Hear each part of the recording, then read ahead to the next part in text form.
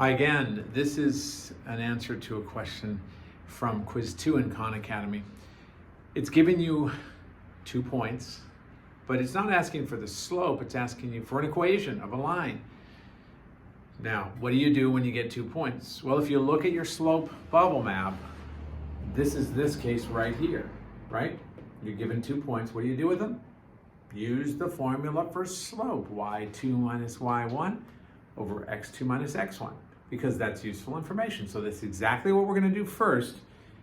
Then we're going to get the m, then we're going to use that to solve for b, then we're going to have m and b, and we'll put it back into an equation that is in the form slope-intercept, m and b. So anyway, one step at a time. Let's start.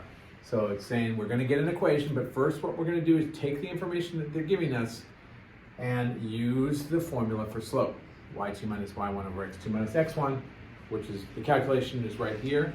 We're taking our y2 minus y1 would be -9 minus -7, -9 minus -7, watch out for the double negatives. And then -5 minus -10, again, watch out for the double negatives. People forget about that, you gotta go slow.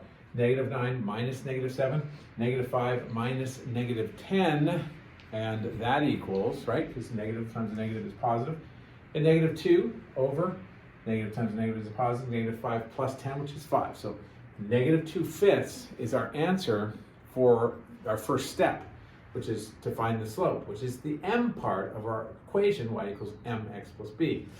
So from there, we're going to take the information we just got, which is m, which is the slope, -2/5, and then we're going to use that by plugging it into y equals mx plus b, and we're also going to take one of the points, it doesn't matter which, that we were given in the first instance. So we decided to take -10 and -7.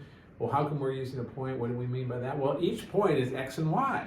So we're simply going to plug in the x coordinate for x and y for y. So the -2 is going to go in, sorry, the -10 is our x value. That's going to go in right beside the m, -2/5 times -10. The -7 is our y value. That's going to go in for y. And now we have -7 equals -2/5 times -10 plus b.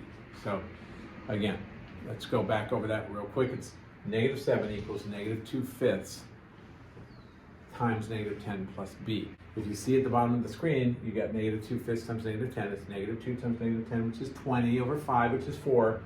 And we get -7 equals 4 plus b. So we subtract 4 on both sides, we get b equals -11. Whew, a lot of work there, but guess what we've done? We've first solved for m, -2/5, right?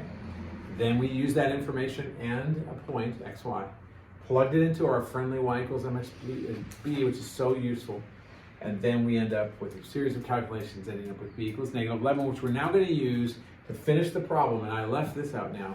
We're going to rewrite y equals mx plus b. So we're using this y equals mx plus b twice.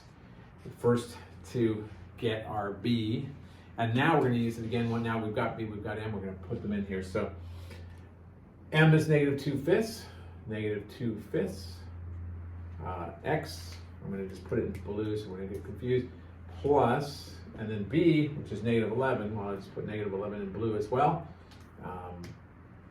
And we have y equals -2/5 x minus 11 is our final answer.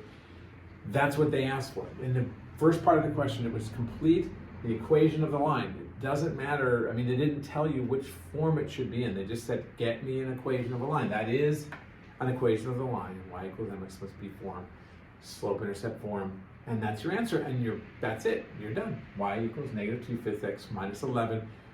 A lot of complicated problem because you had to go through 2 big steps. One was to recognize slope bubble map, use your points to find the slope m, then use that and a point to solve for b, use m and b, back in your y equals mx plus b, and you're there. So study that and practice, practice, practice. You'll get it.